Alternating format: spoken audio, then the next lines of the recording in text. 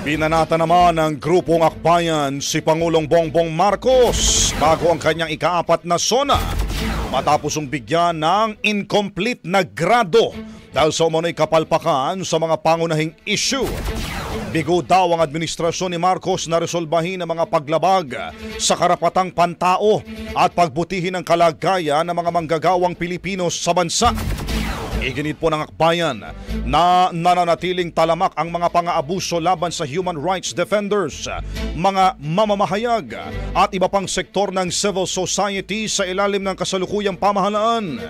Inihayag rin ng grupo na maaari pang makapasa ang Pangulo sa kanilang paningin kung agad nitong i-certify na urgent ang panukalang batas na naglalayong magtaas sa 200 pesos sa minimum wage. Ang bahaging ito ay hatid sa atin ng Mom's Love ES1 Capsule. Simulang tuparin ang pangarap ng iyong anak. And starting now!